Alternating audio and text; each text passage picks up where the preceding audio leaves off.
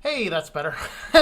You know, every now and again you forget something when you're doing a live stream. In this case, I forgot to turn the mic on, which means I need to go back into OBS and reset a few things. And so, that's fun. Hey, I remember to break the banner, though, this time. Let me see if I can find the banner. There we are. We're going to make 56K great again, everybody. Oh, boy. Oh, boy. Oh, boy. A little bit of reminiscing here. I'm also pulling up my my footage for the home cooking hacks. You guys can let me know what the next recipe is to work on here. But anyway, welcome back to the Friday Night News. This is the weekly news roundup show. We are going to talk about Make 56K Great Again, which I totally stole from a comment on Ars Technica, because our main topic we're going to be talking about is the absolute lunacy coming out of Ajit Pai's pie hole this week. And I'm telling you what, this guy, like, why this idiot is still in charge of the FCC is beyond me. Like, we need to have, like, a total, get the guy out. Like, impeach the president or get him out. One of the two. Okay? Put someone else in because of that alone. That's kind of what we need to do. So we are working today with a few different topics. We have a couple articles on security. Topic number 2 is called Shut Your Pie Hole. Topic number 3, some privacy. Then we're going to look at some evil toys. And I have 2 articles in my okay then topic. So let's start in by having a quick look at some comments, because there's a lot of folks on here. So greetings, everybody. Hello, Matthew M. and Seabear Repair. How's it going there, sir? I hope you're getting the new repair business launching out. Maverick, how's it going there, man? Doomed Josh, are you doomed? But good evening to yourself. Brian the Computer Geek, how's it going there? Pseudo Linux, greetings, Mr. Piggy. I forgot the mic, not the mice. The mic. Apparently I forgot my brain today, too. The kitty will be very pleased that I'll be finding mice. Can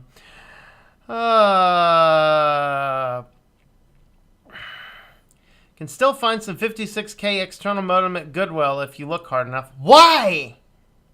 Actually, there are still a very large number of people on AOL and other dial-up services because broadband internet still does not get out there to the sticks. However, something that everybody needs to watch, if you have not watched it yet, go back to Brian Lunduke's show, and probably, I don't know, maybe about a month ago, maybe I'll look for it later if I think of it. But he has a video, kind of, it's something to the effect title of "The Internet Sucks." And he really explains a lot of the challenges. And a person on a dial-up modem, even if suppose you're out in the country and all you can get is a dial-up modem, the quality of internet you will have on a dial-up modem could be completely unusable because how large websites are getting, and then, you know, just other factors as well. Greetings, Nick. How's it going there? Latif, how's it going there? I remembered indeed. Let me guess throughout the video, Tom. You're gonna call me Piggy still. Yep, absolutely, man.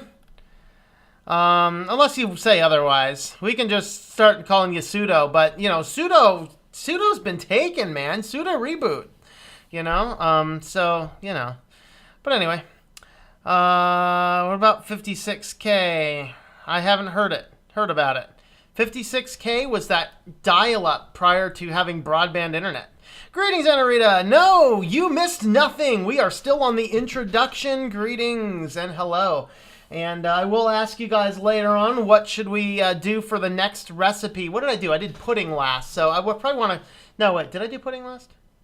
Oh, that's right. I need to do tacos next, don't I? I need to do the taco video. Anyway, we'll figure out what I'm going to do after the taco video as well. A weird type of connection of some sort. Yeah, sudo Linux, sudo reboot, long lost relatives from across the ponds. I don't know. Well, let's go ahead and jump on into some articles. We are going to start with our security. Do I still have a security banner? I don't think I have a security banner. Let's go ahead and use my standard. So this was interesting. This was originally published in the Wall Street Journal, and Wall Street Journal is a stupid paywall, so we're not going there. But in the Wall Street Journal, we find that the guy who originally, the man that we probably all hate because of telling us how to write our strong passwords, this guy here, he came out, of course he wrote these standards about 20 years ago, and he came out saying, yeah, most of what I wrote back then was really bad. And what's really, really bad is that there's still a lot of groups and organizations that are forced to adhere to this. In fact, there's even one hosting company, it's called, I think it's Lunar Pages. Do not use Lunar Pages. They're annoying as all get out. They require you to change your password every 6 months. Right? Like, we use this in one of the corporate accounts for one of the projects that I manage, and it's like all these people need to know this stuff, and it's just like whoever logs in there to do something has to get the password changed and then somehow safely and securely let everybody else know that it changed. It would be way more secure if we picked some stupid, annoying password, everybody knew it, and the thing never changed. But this guy comes out and says that a lot of what he wrote is actually bad, and he explains here why it's bad. So this is talking about password creation. Of course, you don't want to do 1, 2, 3, 4, 5, 6. That's the kind of idiot that, kind of combination an idiot would have on his luggage. Or actually, the funny thing is, my brother at one point in time, his password was 1, 2, 3, 4, 5, 6, 7, 8, 9, 0 for his internet. Nice and secure. I'd do that in the middle of the country. Maybe I wouldn't do that in the middle of the city. But anyway, that's what a lot of people do. But basically, what he's saying is that if you force people to change a password, and we've all done this, if you force someone to change a password, they just sequentially add a number to it. So if somebody does compromise the password, it becomes very easy to figure out what the next password in a sequence is. And so basically, it remove some of that. The next thing he talks about is, let's see.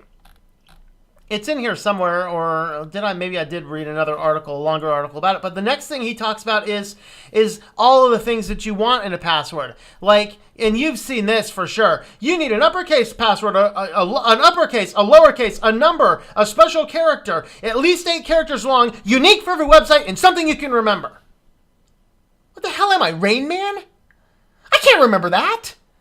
I can't remember that once, let alone for 100 different accounts that we all have to have, and you don't want to be using the same password or a combination of something easy to use. So it gets to this point. I gotta keep it quiet. My neighbor hasn't pounded on the wall yet, but I gotta shh. Okay. It gets to this point, though, where it becomes absolute lunacy, where it's like, something difficult, all over the place, and then people are just like, no. And so this guy comes back and says, the best passwords that we find now is using a string of, a multi-string of words that you can remember, and never change a password unless there is sign or evidence it could be hacked. So there's a big data leak somewhere along it, change your password. But don't change your password for the sake of changing your password. And that's never made any sense to me. That has never made any sense to me. And I have no idea why anybody has ever even said or suggested that. It's like, well, why does it intrinsically just changing a password suddenly help? It doesn't. It doesn't do nothing. Nothing. Unless somebody's been in there, gotten your password, and they've had it for over a year and have never done anything with it, in which case, that's the case. So basically, this guy who wrote all these password standards that we would all have liked to strangle at one point in time has repented. He says, don't do that. Use a string of words that you can remember, something different for a site. Don't change a password unless there's evidence it's been hacked. And don't worry about all that kind of crazy weirdo-ness. And so hopefully, though, this gets down to a lot of other groups and businesses who are using the password stuff.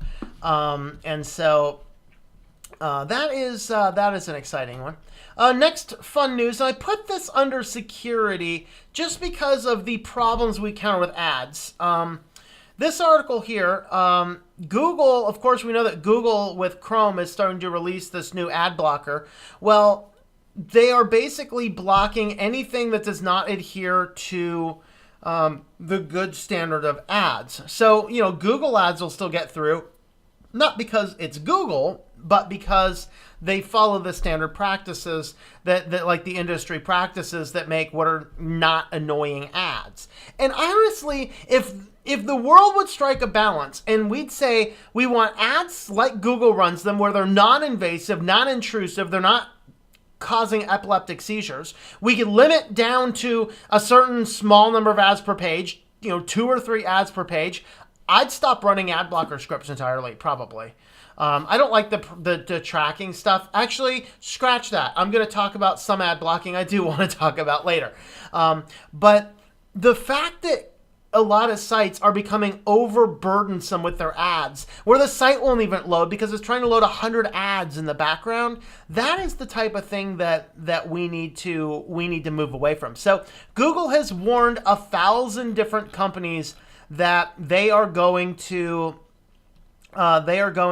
start blocking their ads if they do not get in line with these policies. And I put this under security because of that. The thing that a lot of ads is a really good way to push malware. I would never support clicking on a whole lot of ads just because, like even in Google ads, I've seen things that are potentially malware.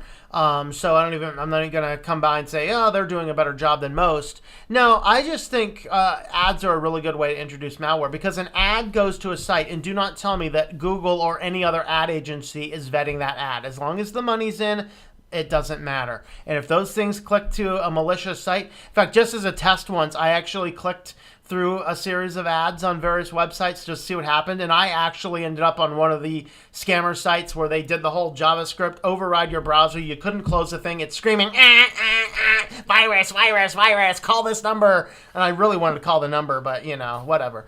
No.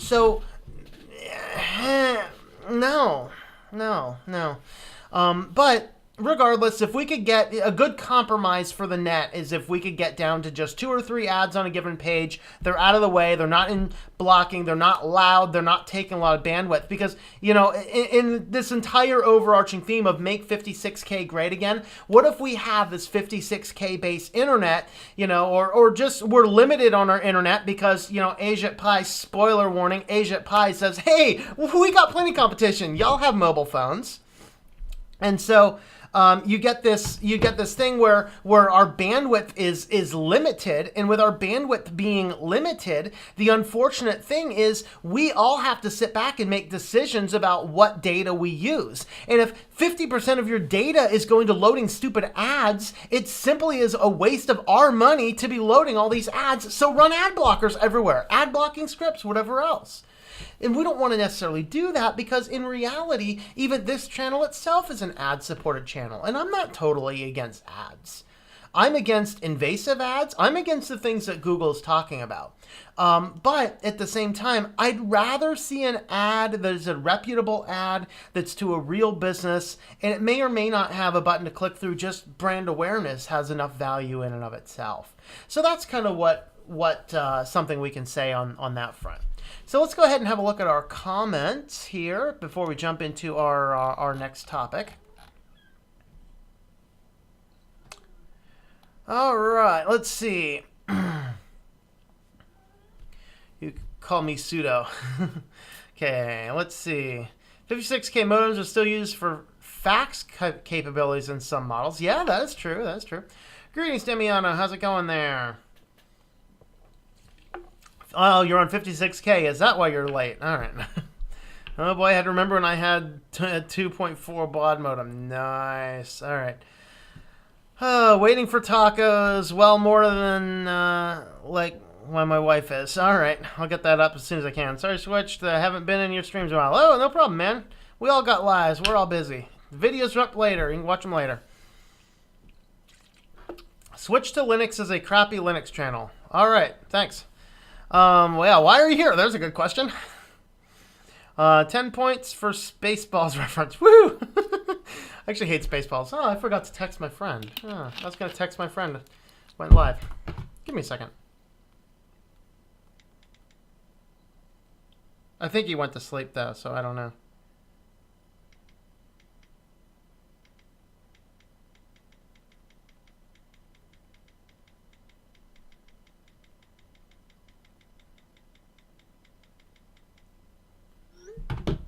All right. Let's see. My password is 1Q2W3. All right, there you go. Hope nobody will crack it. Nice. That's the 1, 2, 3, 4, 5, 6 QWERTY variant. Yeah, what? Aw, Kitty wants to come up and say hi. Hi, peoples. Good evening, Internet. All right. Let's see. Our friend Tech Bizmo had a sleepover yesterday before school starts. Got a Raspberry Pi 2 back. I need to buy some good-fashioned USB controllers for the NES setup. Sweet. I got the ones. Hold on. Let me show you the ones I have. They're right down here. Sorry, Kitty. All right. I bought these. They're not, I'm not sponsored or whatever else. But this is, don't laugh, it's a fanny pack, but it's perfect for carrying everything I need for that. I have this one, which is I think I got this at GameStop for like 15 or 20 bucks. Steel Series. It's all right. This is not the first one I use. I think my other one is Logitech. They both work great. I just prefer to stick with this one. Who is this one? Yep, this one's a Logitech. This one, I love this controller. This is a really good controller. This is the F310. So those are the controllers that I use for my RetroPie setup. Very nice. I like them both. They work. Very easy to set up. I don't think I actually had to do anything funky on either one of those. So, yeah, definitely check that out. Let's see. Pseudo Linux, I always forget how bad he is and then click on one of his videos. This being said, most Linux channels are unfortunately bad. All right, that's fine. Cannot even remember what I just ate for dinner yesterday. Never mind remembering passwords. Yep. Only Linux channel is somewhat good is Level 1 Linux. Well, you can go watch them. That's fine. You can use passphrases or long combinations of words if you're good enough. Yep. I really don't get what you mean, but okay. Use Ghostery, Adblock, and NoScript. I'm also saving up for a new laptop, selling enough stuff to make $750. I could cash in some coins, might give me $150, get my flip phone soon confirmed. Dell XPF 15, sweet. Google can do whatever they want, but I, for one, will not use their browser and will continue to use my host file to block. So, no thank you. Yep, there you go. Pseudo Linux, are you Piggy by any chance? Yes. Just have to be thankful that ads don't interrupt live streams. There you go. Okay. Whatever happened to U.S. robotics? I really don't know. I gotta have more like evil tech in my news streams. I'm not taught use of ads to spread malware, which is why I use AdBlock and NoScript. And that's the thing. It's the bad actors that generally cause us the problems. All numbers that are randomly generated. I switched to randomly generated annoying passwords for a lot of my WordPress admins. It's really annoying, though. The thought process, I hate Spaceballs. I need to text my friend. Sorry. Hey, man, don't question what goes on in this head, man. There's too much stuff up here. It kind of interacts at times. I type 1/4 the time speed that Tom does. Yeah, that's all right. You're young yet. And I write books, man. I actually wrote... I'm on the last chapter right now, like the last 2 sections. I wrote an entire book. It took me 6 weeks. And it's 25,000 words. Just working an hour in the morning, hour in the evening, Monday through Friday. So it's I'm finishing up this week, and then I go into editorial stages, and then I actually have 2 books that are waiting to be published. That's kind of funny. Mom, a RetroPie setup so she can play Galaga. She always beats me. Nice. Scripts, blocks, JavaScript, which can be used to download backdoors, exploits onto a machine. Yeah, the other thing you could do on Firefox is just disable JavaScript. Just go to about.config, type in JavaScript, go down, find JavaScript enabled, double-click it, it'll go to false, and you'll be good. All right, let's jump over to our next topic, which is shut your pie hole, because we're going to be talking about some FCC stuff. All right, so first he comes out beginning of the week. Hey guys, one broadband choice. Oh, that's somebody else texting me. All right, I will keep that in mind. All right, one broadband choice still counts as competition. How is this idiot still at the FCC? I mean, okay.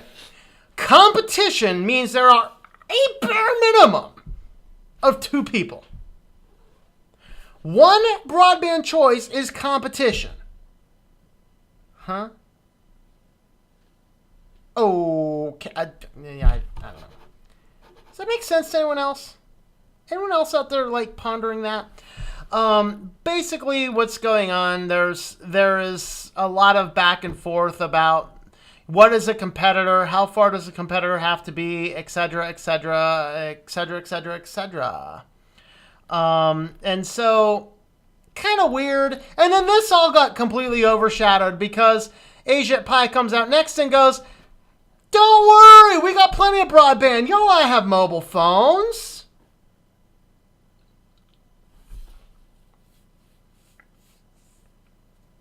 You know, Ajit Pai, we're not all in D.C. I know. A lot of people have mobile phones. I know. I'm just baffled. All right, so why is the FCC asking these questions? So basically what they're asking is every single year they have to do a discussion. On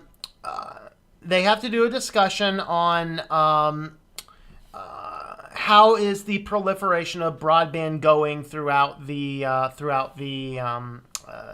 country, and so they have to review this. And of course, during the Bush administration, it was proliferating and booming greatly. Economy was doing okay. The internet was still things were taking off faster than it was now. It's kind of slowed down. Of course, during the Obama administration, it really slowed down, and now the expansion is completely non-existent, mostly because a lot of the cable lobbies put in local municipalities, where even municipalities who really want to implement some type of local broadband service, like water and electricity, whatever else, not electricity as much, but water is usually handled by the municipality, trash is handled by the municipality. If the municipality also handled broadband internet, that'd be a good thing, but a lot of the cable lobbies put in laws in most places where you just can't do that. And so, well, whatever. That's exciting.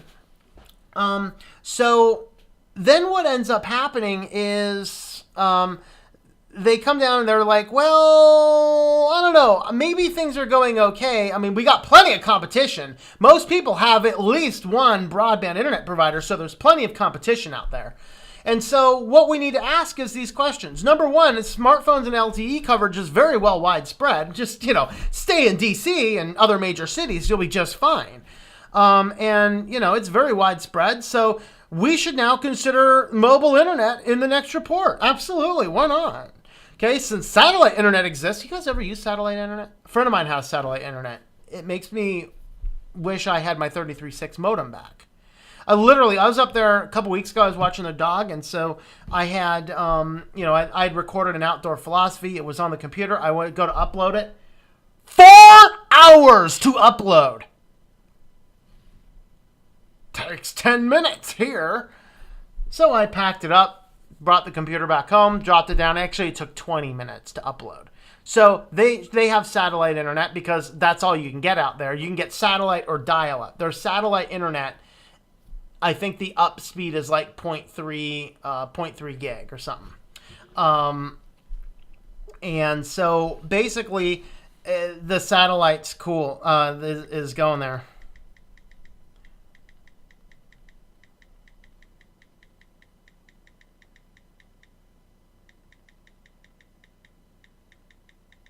I'm sitting here texting and being distracted.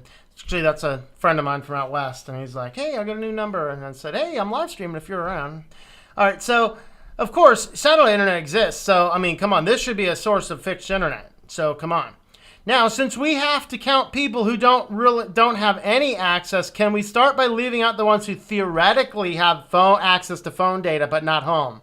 In other words, we're going to think about including people who we're going to think about including people who do not have any access but could have access if they just went out and bought a cell phone.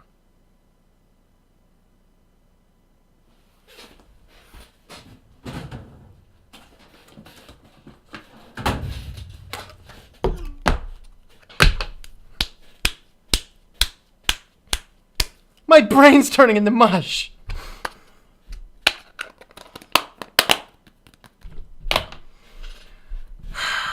Can we drop the 25 Mbps threshold down to something a little bit lower? Like 10.1's perfect. You guys realize I'm streaming right now at 3.8. I cannot stream at HD in anything less than I think 3 is the minimum. So like, no. We want to consider 10.1 good enough internet because for phones, that's what we have. Okay, again, go watch that Brian Lunduke show on why the internet sucks, and you'll understand why this is a problem. Because websites are getting larger, the amount of data is getting larger, there's major bandwidth issues getting larger. That's kind of the way it goes, right?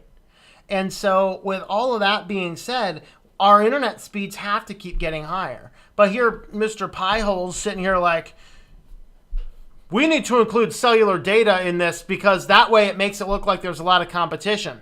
So, of course, here's the document. It's going to be in the show notes. We're not going to go over the document. It's 21 pages of FCC phony baloney.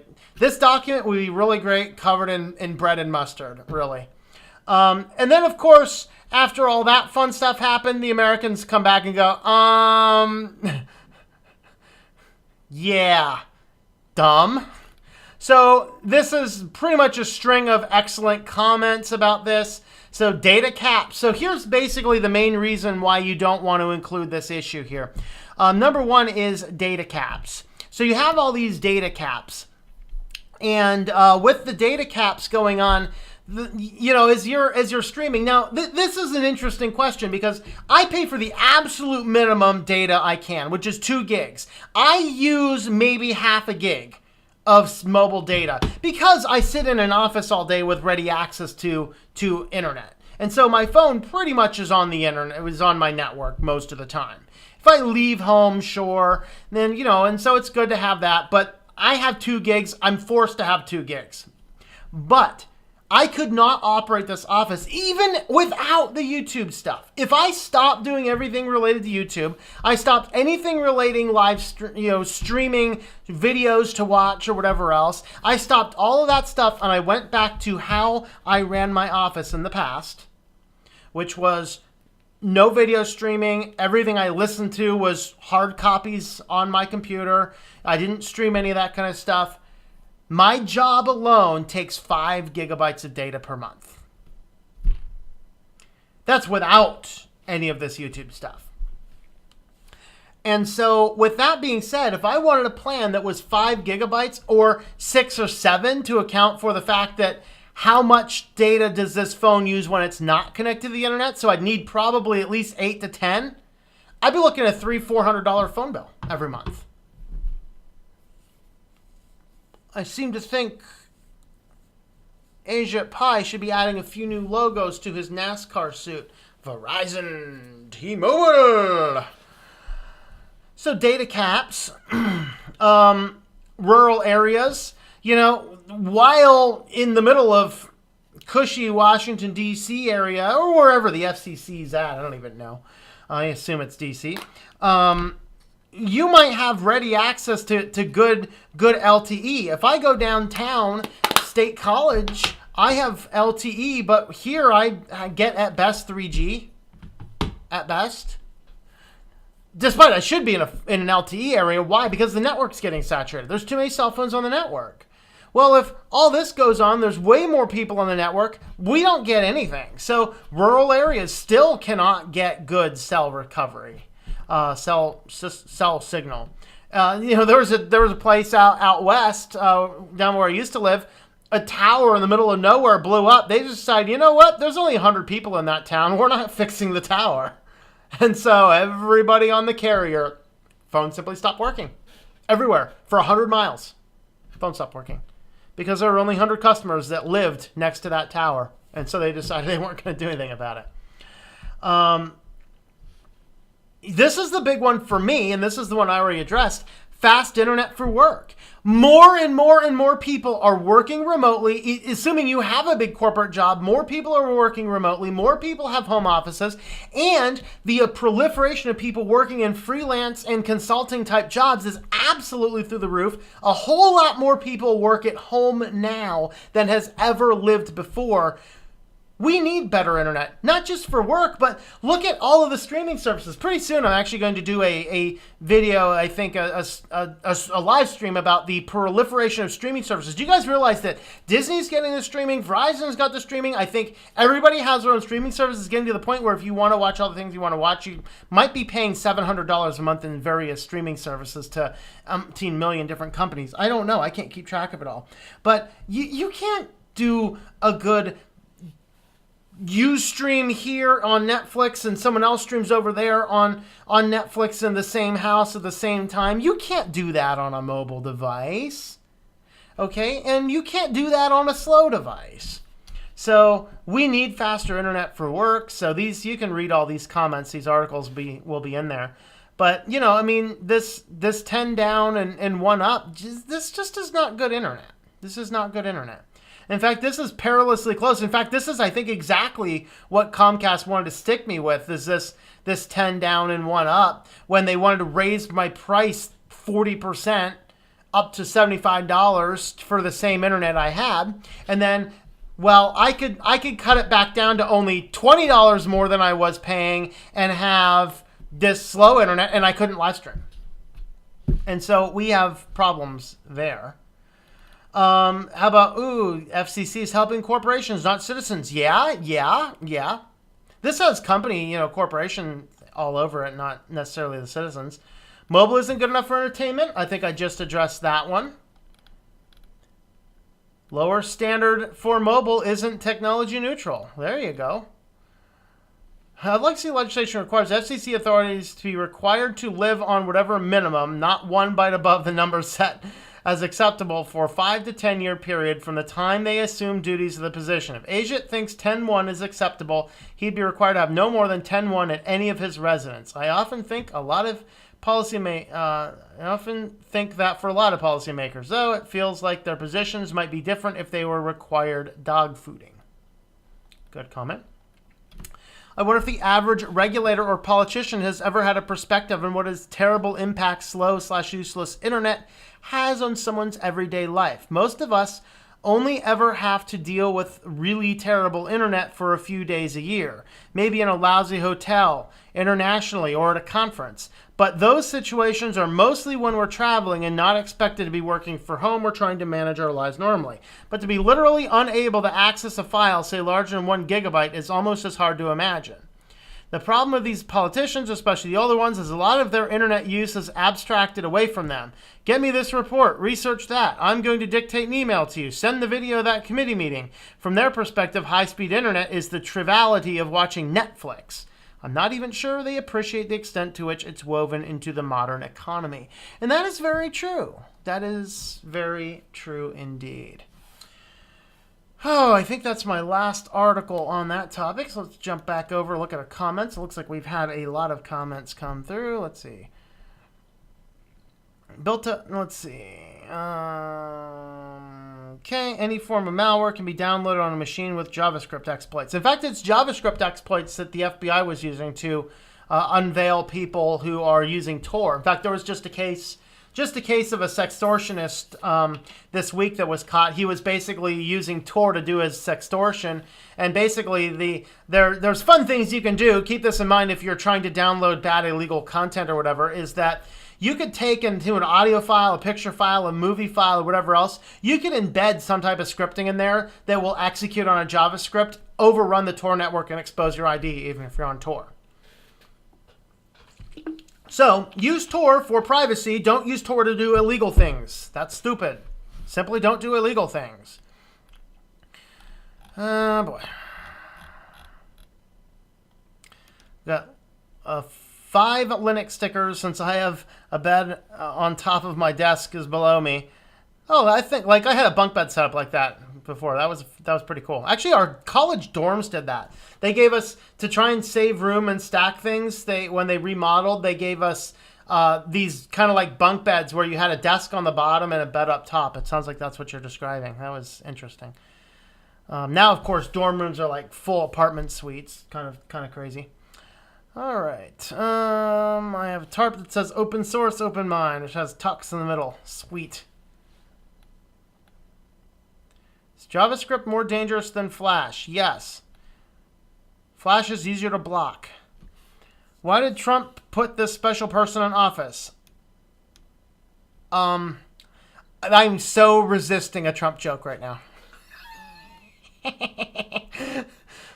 2013 USR was acquired by Unicom Global. Okay. Competition, an event in which you defeat another who is trying to accomplish the same goal or goals. Pi probably considers 28.8 kilobit per second broadband. Why am I asking a question? Okay. Our politicians seem to be severely technically impaired, sadly. Absolutely. Who cares about data on a phone? It's a phone, not a Cadillac. I only use data on the phone when I'm traveling and only Wi-Fi. Well, occasionally 4G. Yep.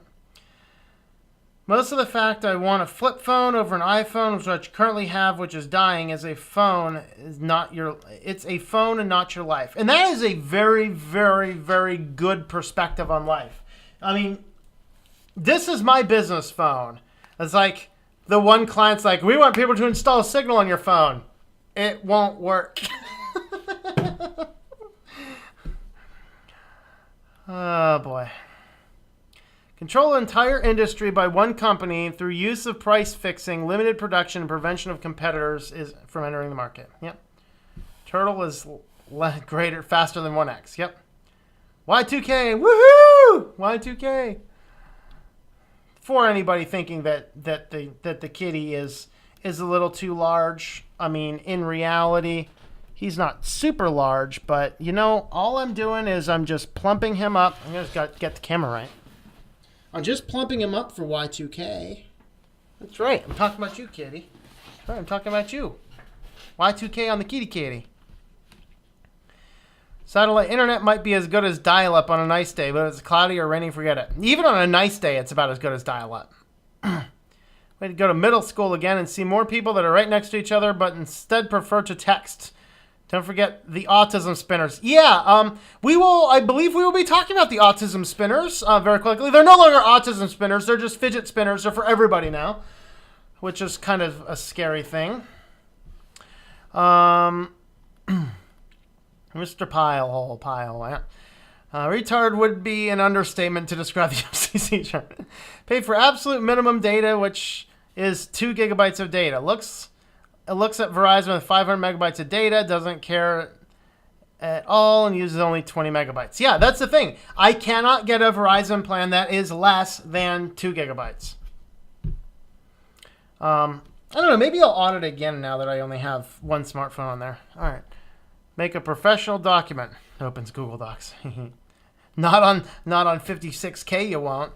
Sit there and spin forever.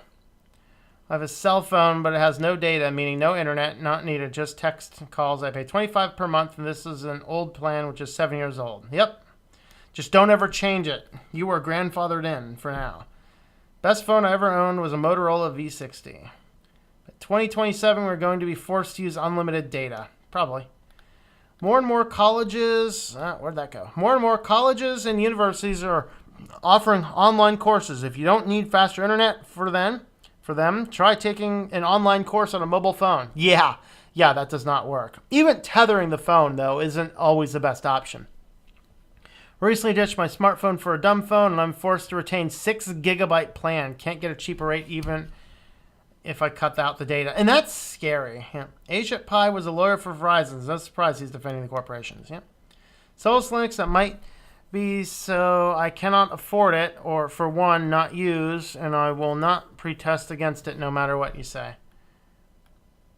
When I watch your lives every day is sleeping, I can watch you in 1080p. Politicians probably don't even personally use the internet. They just have their people do it for them. That's right. Usually what happens. Wish we can get symmetrical data. If you get down 50 and the same for up. That'd be cool. No Netflix or cable TV here in my household. It's a blessing. No more time to spend quality time. Absolutely. That is the way to do it.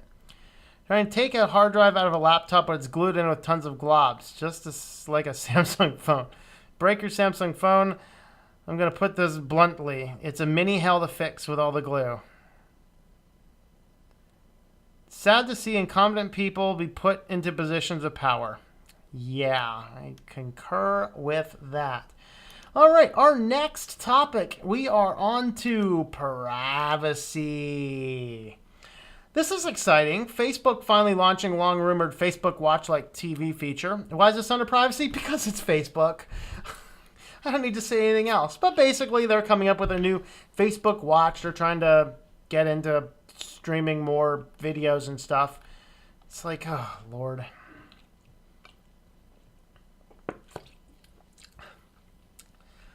Kind of crazy, but basically like Facebook TV. I don't know. Anyway. But, you know, Facebook's just trying to get you to spend as much time possible on their system. They want you to spend every bit of time over there. Whatever it takes, get you on the system, keep you on the system, because that's how their data collection works.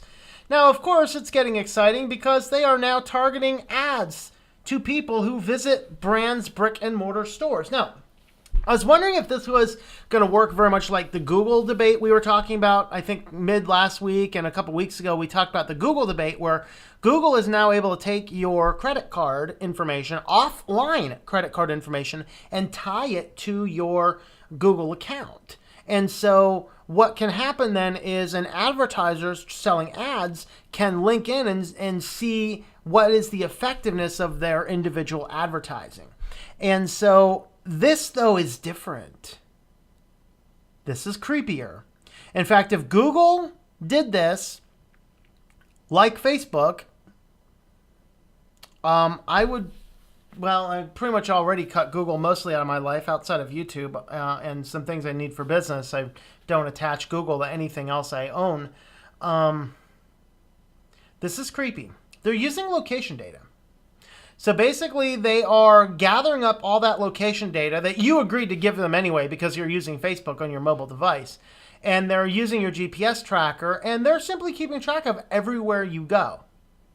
And then the stores, the brands, your big name stores, they can put in all of this information and track down who is going where as far as your location data, and they can basically pinpoint if you're in this region, you're likely in this store. So here's the Target store, here's the Walmart store, here's the Nike outlet, whatever else store it happens to be. So now the big brands can grab that location data, link that in with the location, and now making the association that you've been inside of XYZ store, now Facebook can start pushing ads to you relevant to that particular store.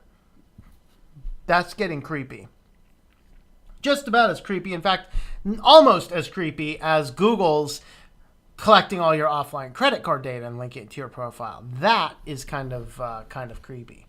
So I'm getting kind of concerned about some of these. Now, of course, we have to worry about some warrants with all this location data.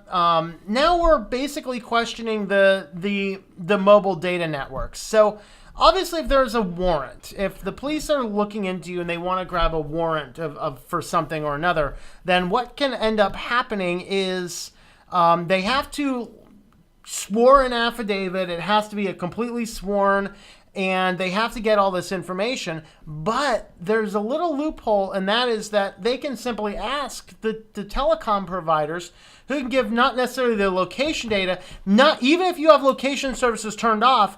Right now, the way the law is, any law enforcement agent, without getting a full court order, like a full warrant, just a simple court order, which is easy to get versus a warrant is more difficult to get, they can do a court order to release the mobile data about where your phone has been without going through all of the warrant stuff. And so they've been using this. This has been out there and getting more information out there as time goes on, merely because of the number of cases that are coming to light now where, police have identified that this person was in this region around the time of this robbery, and their lawyers come back and go, you didn't have a warrant to collect his location data from his device. And so the cases are on the line because of this. And so right now the ACLU is trying to call for standards about what type of data can be used and collected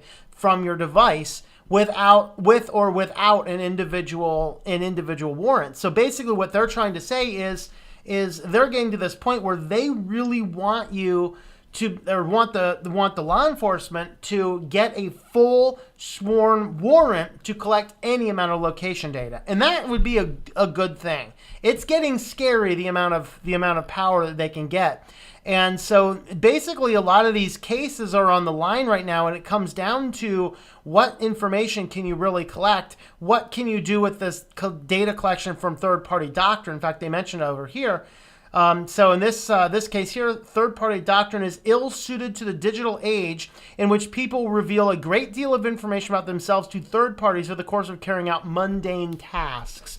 And that is why I talk about privacy on this channel so much. That is why I switched to Linux, because the mundane task on Windows 10, the mundane task of booting up your computer, playing a song, opening a document, and doing work sends the time you're on the computer, the song you're listening to, the document's name, some of the contents, and your keystrokes to Microsoft. That's why I switched to Linux. Okay? I loved XP. It switched to Vista, hated it. Didn't care. Windows 7, actually I didn't like Windows 7 at first. It grew on me. Windows 8, I thought it was the ugliest piece of crappy UI software I've ever seen in my life, but it wasn't bad enough to get me to switch off because it still functioned. But once Microsoft started collecting all of the data, and I couldn't turn it off, and it was verified they were spying, that's it. I'm not running Windows anymore. That's what's going on in this article here, because they're talking about this mundane task where simply going on to, simply buying a smartphone and having it, you are consenting to that location data. And so we have to have more rigid laws about what people can do, particularly what the government can do with location data from a phone. So we cannot, the third-party doctrine needs to completely die, because we do give out all this information. And there are places we have to use these services in our modern era. And we have to keep that in mind as well.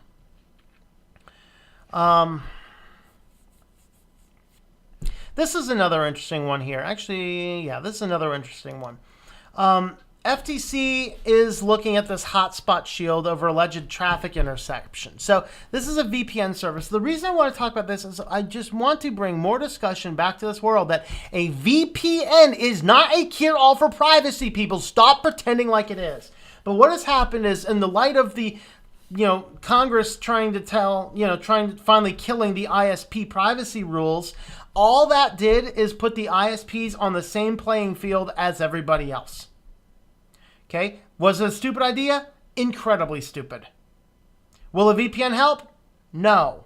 Because you're taking all of the same data and you are kicking the can further down the field. You are giving all of that information to yet another company. And that other company now can do the same thing your ISP could do. So let's cover this again. When do you use a VPN service? You use a VPN service for a few reasons. One of those is if you happen to have a robust home network with a lot of systems on your home network and you need to be able to access some of those things on your home network, you use a VPN. Okay? You use a VPN on your device, you move back into your own home network, and now you can interact on your home network with the internet and with the other devices on your internet without having to, without worrying about that. Second reason is if you are on some open network, you never want to use an open network without a VPN. So that's the reason to have a VPN.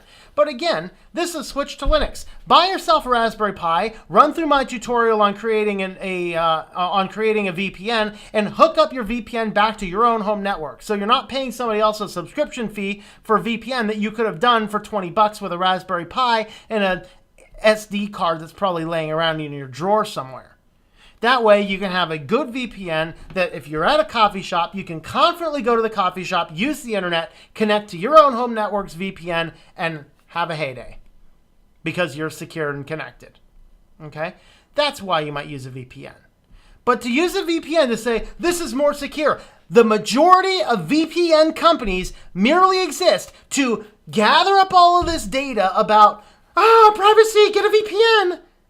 All it is the same marketing stuff that causes us to do other stupid things when we do not think about it. All this is doing, they are capturing all of your information and they are selling the information to a third party in many cases.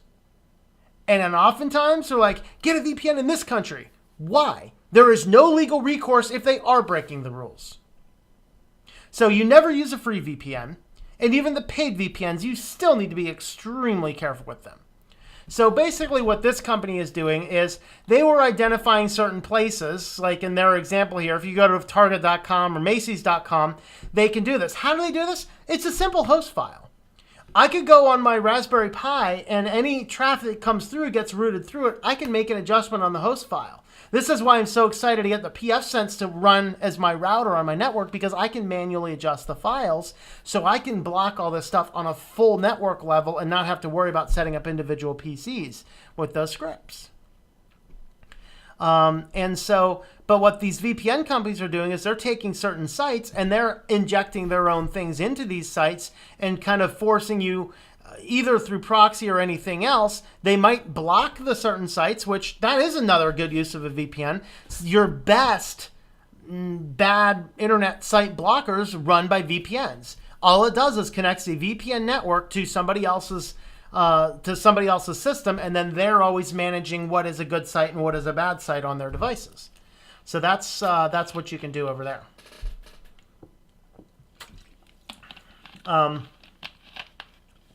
So basically, some people were calling these guys out for some of these deceptive practices because they weren't in there. Now, it turns out, however, that it was very clearly listed in their privacy policy from the beginning that they are collecting the data. And so, you didn't read the policy. Bummer on you. Let's go ahead and have a look at some comments there. Oh, boy. Have you tried using a heat gun to unbed the glue? Facebook. Put your face in a camera. That's right. Take pictures of me, Facebook. You really want to get away from Google, Tom? There's an alternative besides YouTube. Try BitChute. Highly doubt it. You know what YouTube has? Viewers.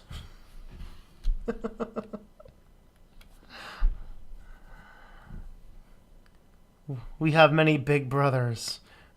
And they are all watching. Yes. I don't trust electronic payment methods. I regularly use cash. Absolutely. Use cash. That's the thing. You know, I use cash. I used my debit card on July 4th. Yeah, I forgot to throw a 20 in my wallet. I was taking a friend out to lunch. Forgot to throw a 20 in my wallet. So I used my debit card on July 4th. Before July 4th, I do not remember the last time I used my debit card. It might have been January or February or something. You know, to use cash, because cash forces you on a budget. It slows your life down a little bit, and it's so much better to use cash rather than a card. And Google's not swapping up all your stuff and adding it to the profile as it's building up on you and selling it to advertisers. So there you go. And by the way, don't use Shoppers Club cards either. Never use Shoppers Club cards. Go to the store. Oh man, I'm going to tell this story. It has no relevance to what we're talking about today, but I just want to share this story with you. In fact, it's not even comment related. I'm just going to come back over here.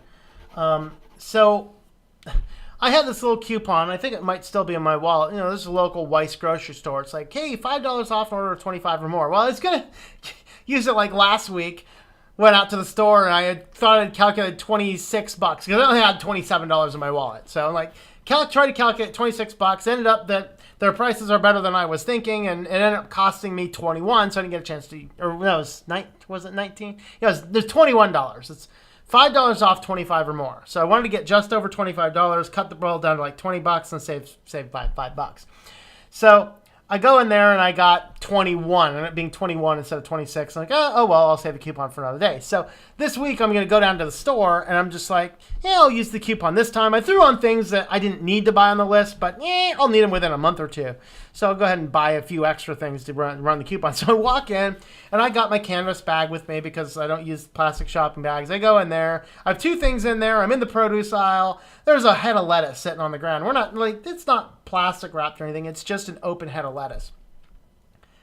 Thing falls to the ground. There's this Weiss employee. He walks on over, picks the thing up, throws it right back up there for sale. I had to stop and take a moment of pause. It's one of those live your life intentionally type things. I'm various thoughts. So what? Probably happened before. Don't come back, maybe. And then it finally dawned on me, no, I'm not supporting this. I went back, I put all the things that were in my canvas back right where they were on the shelf, and I walked out of the store and went across town to the other grocery store. You know, if you're going to throw stuff that, like, and we're not talking, like, a box of Pop-Tarts, it doesn't matter. I mean, it's in a box, and I don't eat the box. And if I do eat the box, I got bigger problems. But a head of lettuce that's not even wrapped in plastic, it's just loose leaf lettuce that's not wrapped in plastic, you're going to pick that up off the floor and throw it back up on the shelf for sale? No. I'm done shopping at that store. That's disgusting. At least you could pretend. You could show forth some effort. You could take it to the back and walk it back out 5 minutes later. You should take it to the back and wash it if you're going to sell it. But picking it right up off the floor in full view of customers, throwing it right back up there for sale? Nope, not stopping at that store anymore. So I went across town. Does the other store probably do that? They probably. Hopefully not in front of the customers. I've never seen them do it.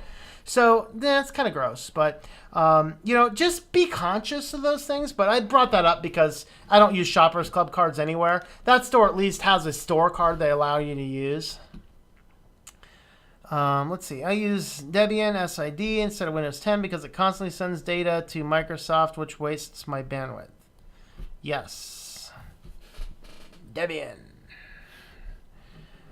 Pay with cash and stay anonymous. Yeah. Okay. Windows 8 UI is the reason why GNOME 3 is so ugly. I think GNOME 3 has way more in common than with Mac OS than Windows 8. If you do not want to be tracked when walking around, then don't carry your phone wherever you go. That is true. Or get one of the, you can do it cheaply with aluminum foil, but you can actually get a Faraday bag for your phone and just keep it in there, and that way the phone does not have any connections while it's in the bag. So you can always do that too and just pull it out. You can pull it every, few, hour or so, see if there's anybody you need to call back or is needed. But that's a safe way to keep the phone with you but not allow it to be tracked. Throw it in a Faraday box.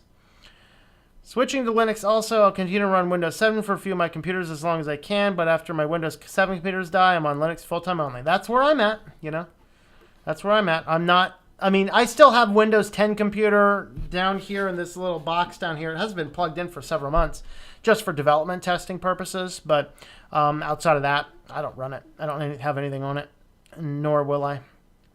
VPN, Virtual Private Nightmare. Nice. Okay, gonna make my own VPN now so I can use any website on my school's network. There you go. That would do it. As long as they allow that connection in there, then that's the way to do it. And I have a tutorial about how to do that on the site. Just go to my videos and search for VPN. Word's going around they're going to block YouTube. Who is going to block YouTube? VPNs? I don't know. Or that particular VPN, I don't know. Using a credit card only causes you to rack up debt. Yes, that is true. Concur with that. BitChute links your YouTube, but its videos are spread via torrent. Huh. Oh, okay. I'll have to look into that. Reviews on BitChute count, but your privacy is still intact. Okay, I'll look into it a little bit more, I guess. All right. I'm sorry, I was thinking it was like VidMe type crap. I will look into that. All right. Mint your video views. Okay. Want to have a private conversation. Make sure there are no phones or any other electric devices nearby. Yep. Hopefully Dell XPS 15 will work with Debian 9. I do not see why it would not. If I'm not... No, that's something else. Anyway. School might block YouTube. Okay. Ubuntu doesn't spy on you at all. There is, if you go into, if you're running Ubuntu, you can look at the privacy policy in Ubuntu. It's very short, very fast read. Basically, it just says that if you turn the option on, then it will send some diagnostics and system information back. Other than that, it does not. No. Store requests a name. You use a fake name unless your real name is really necessary. Yep. In fact, every store, my name is... Why is that not working? Okay. My name, anytime I go to a store, is Joe Bob Henry Bob Squanto Jones IV. Anytime somebody asks for my name at a store, because none of your business. I always get a kick out of it with McDonald's, right? It's like, what's your name? Dude, I'm the only one in here. Doesn't matter what my name is. Besides that, your receipt has a giant order number on it. Don't try and make McDonald's personal. I'm not there for a good experience. I'm there for a fast burger.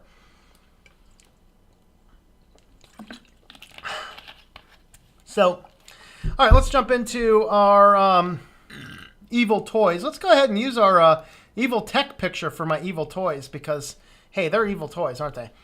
Fidget spinners! Woohoo! Safety information! Basically, there is a CPSC government warning issued on fidget spinners. So, yeah, be careful with fidget spinners. Kind of started with all these little spinny thing for little ADD children because we can't possibly sit still anymore. Which, by the way, a kid can sit still for a whole long time. Ever watch them in front of a video game or a movie? Yeah, they are perfectly capable of sitting still. But most of them, though, are just bored. That's the bottom line. All right, so fidget spinners. So they're talking about a lot of the challenges. Of course, a lot of them pretty much have small parts. You can break them apart, little ball bearings in there. Very hazardous, including there was a choking instance involving children up to age 14. Okay, that kid just needs a Darwin Award. A 3-year-old, 4-year-old, 8-year-old, sure. 14-year-old choking on a fidget spinner. What is wrong with you, kid? Maybe the kid had something wrong, but anyway. Users should not play with fidget spinners near their face. You mean I shouldn't take a spinny thing and put it next to my face? Really? Come on, tell me something I didn't know. Of course, there's a fire risk. Several of the new fidget spinners, because, Chinese companies caught onto these, and so they're just mass-producing cheap fidget spinners with, I think Samsung's probably providing the batteries because these things are exploding. Basically, they're battery-enabled fidget spinners that don't come with a battery cable, and people are just putting all sorts of stuff in there, and it's just, like, crazy. These things are exploding.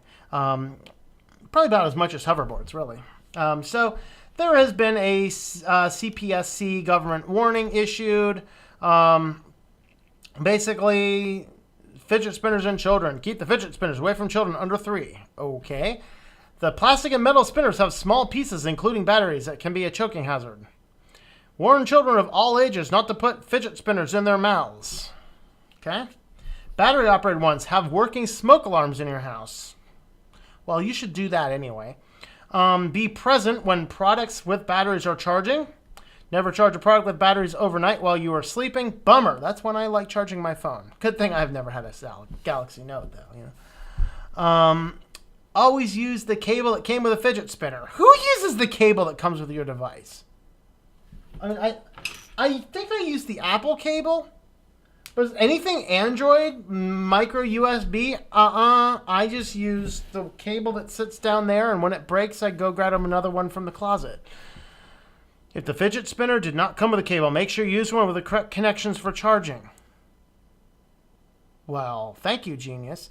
And I think these people need to understand the difference between the cable and the output voltage. Now, understand that several of your chargers, like a basic iPhone charger and several of your chargers, like this one here, is probably a 500 milliamp. Of course, they put gray text on a gray thing, so you really can't read it well. But these are usually... Okay, this is actually 1 amp, which is actually more than I was thinking. Usually these would be like half an amp. up to the larger ones for the iPads are generally 2 amp. You don't want to plug a fidget spinner into 2 amp to a 2 amp power supply. You want to look at your supply. Like, here's what I use for most of my charging stuff. This one should be readable too. Okay, so this guy here, this is a 0.5 volt. This is a 0.5 volt output. So you want to know what is the output on these devices. They will either be 0.2 if it's a really small device like a chargeable headset, or they will be 0.5 like a phone can do a 0.5. Tablets will usually do a 1 or a 2 amp. A Raspberry Pi takes a 2 amp. So I can't use this one for my Raspberry Pi. I have another one down here somewhere that I can. Oh, you know, it's attached to my Raspberry Pi, actually. But make sure that you know the types of things you're charging. I'd say if you have a fidget spinner and you're unaware, I probably wouldn't charge a fidget spinner with anything more than a 0.2 amp. So use that. Study a little bit about battery power and how this stuff works. Never owned a fidget spinner, never will. Good for you. I have better things to do when I'm bored. Yeah, so do I. I have a fidget spinner. It's red. Now I am dead. Nice. Well, I wonder if I put my fidget spinner on my eyeball. Johnny, 7-year-old, unknown death. Fidget spinner exploding and people putting fidget spinners in their face, getting hurt. Darwinism at its finest. Woohoo! Yeah, I think the Darwin Awards should be reinvented with some of this stuff. All right, this is an exciting one. 50 plus Disney and Nickelodeon apps are snooping on your children. Guys, keep apps away from your children, particularly apps designed for children. If an app is designed for a child, that company is spying on you. And shame on you if you allow that company to spy on your little children. Companies are getting around this COPPA. Of course, COPPA is the Child Online Privacy Protection Act, which deals with what type of information can a company collect on a minor child under I think it's under 13. And so any website targeting children that young has to have a detailed COPPA privacy statement. Any app is supposed to do that. Most of them don't. Most of the companies are starting to get away from COPPA, like get around COPPA by having things like the Amazon Kids account. Why does the kid need an Amazon account? And the Google Kids account. So these are basically all these accounts are is it allows you to link in so they can come back if you try and sue them later on for using their app. They can come back and go, oh, well, they had a parent account linked in with a kid account, and so the COPPA laws is covered, which is true. But that's the thing is we just don't read privacy policies anymore, and we do not realize how much our data is being harvested and collected. And so these companies with hundreds and hundreds of apps are just collecting data on the children. And then what they're doing is basically watching them grow, seeing how things develop. It would not surprise me if they're using this data in scientific research studies, looking at childhood development type stuff, which should be illegal without full consent. And then basically they can build a profile on these kids, link them into an adult, and figure out how you can possibly get the kids closer tempted down the road. So that's kind of how that works. So that's kind of creepy. So these are two separate lawsuits filed in California. They are seeking class action status. So here is the list of various things. Avengers Net. Cars, Lightning League, Beauty and the Beast, The Perfect Match.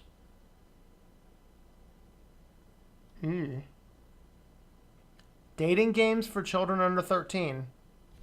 Excuse me. I'm trying to baffle my... Oh, Disney, the Emoji Blitz. Disney, LOL. That's what I said.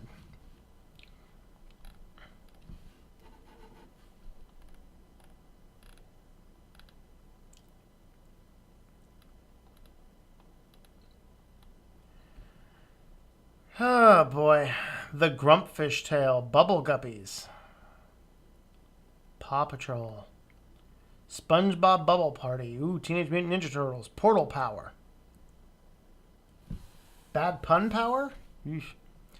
So pretty much we need to look at what are these things doing. Of course it will not lead to anything because most people still will not read privacy policies and they will just very gladly hand over all of this privacy data on their children. All right. Hey, Dr. Rob, how's it going there? Okay. Dr. Rob, if you have not heard, I had started pushing studies on my Christian channel. I know you were looking forward to stuff like that. Our Walk in Christ is the channel on YouTube. All right. When I have a child, their first OS will be Linux based, unlike when my parents bought a Windows XP computer when I was younger. Nice. Go with something pure like Debian or Arch. I don't know why the Linux elitists bash on Ubuntu for spyware. The privacy policy is agreeable to me. Yeah, it's agreeable to me too, and it's disabled by default, at least on 16 and higher. I am glad I never had electronics as a child. I spent much of my childhood watching Cartoon Network, playing with Legos, Bionicles, going to school. I enjoyed it. Absolutely. Yeah, and we didn't even, like, the most technologically advanced thing we had as a child, I think I was in, I don't know, I think third grade maybe, I got a Sony Walkman. I mean, the thing was like massive. If you're not aware of these things, they would go through a battery and 2 or 3 tapes, and it played a big old cassette tape, and the thing was massively huge. But yeah, I had a Sony Walkman. It was awesome. And that's what we had. But internet didn't exist. Internet just, a few odd research places did, but for the world, the internet did not exist when I was a child, and I am very grateful for that. I would be a screwed up wretch if I had to grow up in this current culture, and I think that's why we have so many screwed up wretches growing up in this culture. Also played tag and another few games with classmates. Yep. Routier is the solution to this. Okay. SpongeBob spying party. Nice. All right, we have two articles covered on Okay then. Oh, we have a couple more comments just jumped in. 2 batteries, yep. Only thing I ever had electronic was a PlayStation 3. Man, you're young. How old am I? I am 38. I'm an old geezer. I don't look it, I know. Some people think I'm still in my 20s, but I am actually pretty old. One person accused me do you live in your mother's basement? No, not for a long time, thank you. Started my computer career with a teletype machine. All right, 2 articles under the topic. Okay, then.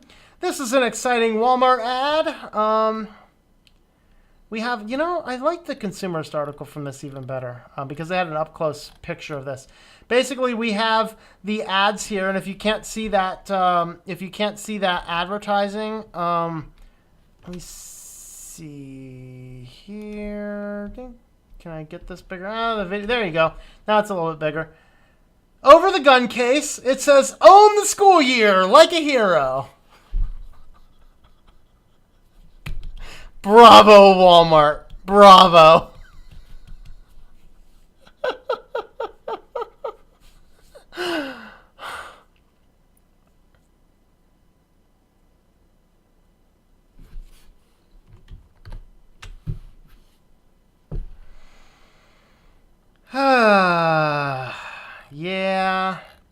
Yeah, that's Walmart. And of course, who doesn't like burritos? Who doesn't like Pop Rocks? So Taco Bell's combining them.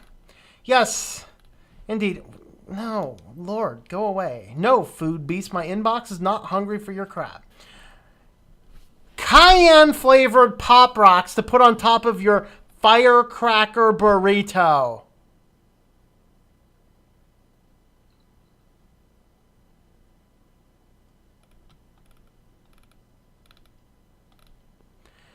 You put your cayenne Pop Rocks on top of your burrito, you eat it, and then you have spicy foam in your mouth with a burrito.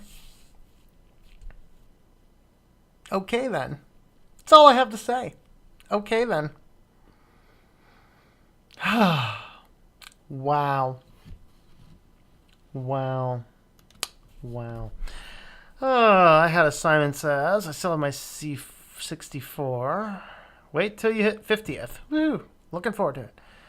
I saw that yesterday, a funny corporate joke. I'm barely entering 10th grade and everyone is using Facebook and Twitter, etc. Well, I only use emails phone calls and text messaging to communicate. That's awesome. Keep that up. That is good. And warn people about the dangers of Facebook. Let people know how bad it actually is.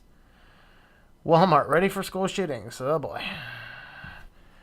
Pop rocks and root beer equals Taco Bell. Yeah. All right, folks. So I have a couple options for my next couple home cooking hacks videos. I'm going to do tacos as going to be my main entree, which will be the next big video. I'm thinking maybe tomorrow I'll try and do a little video as well. So let's see what I have. Little videos, I have how to properly cut a pineapple, which actually some people struggle with.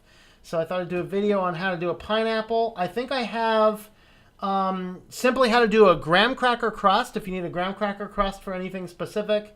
A homemade chocolate chip recipe, which is kind of like coconut chips. I should have, I think they're in here somewhere. I should have how to do a tortilla wrap, just as an independent. I have that part of the tacos as well. So tacos is going to be the next big entree. I need something quick. So it looks like the chocolate chips, cutting a pineapple, or making a graham crust. Which of those should we do as the next thing? So, and then of course I have footage. We'll figure out what we're going to do after tacos.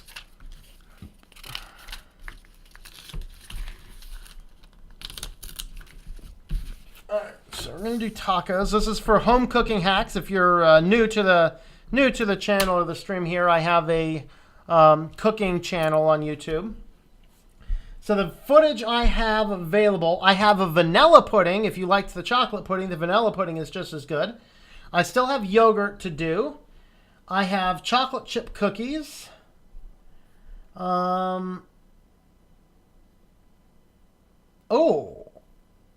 Where's it at?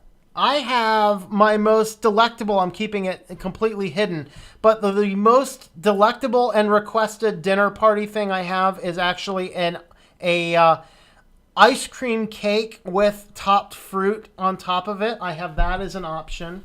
So what types of things should we be looking at next? Sad too, most of my classmates don't care about their day being harvested by corporations. Yeah. All right.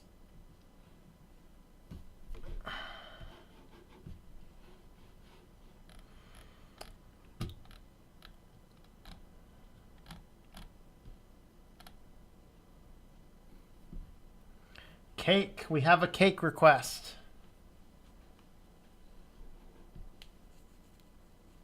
Okay. I'm guessing that the cake is going to be the thing that comes up next. Cake, yogurt. Who wants yogurt? I don't know. Most sheep just care about how the product works on the surface, but not the gears, circuits, and nexus. Sheeple. All right. I'm going to go ahead and feed the kitty, and then we'll wrap this up. If you have any other comments to the next cooking thing, do that. We should have a tinfoil hat time Sunday at 9 is my thought, is what we're going to do on that. Not sure what we're going to do in between. Outdoor philosophy tomorrow. And let's see, what else? I think that's what I have for now. So let's go ahead and feed the kitty.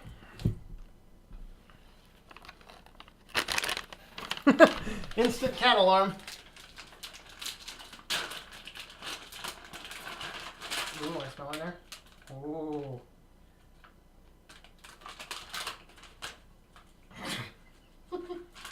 Hey, don't eat me. Don't eat me. Don't eat me, kitty. Don't eat me. Kitty's trying to eat me, everybody. One more? Nope, this is it, kitty. This is it.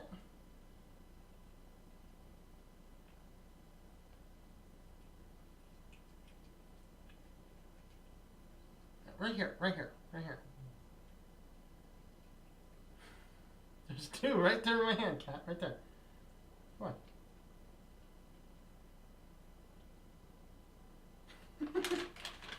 It's all gone. It's all gone. You want to reach your hand in there? You sniff? Apparently brought to you by Temptations.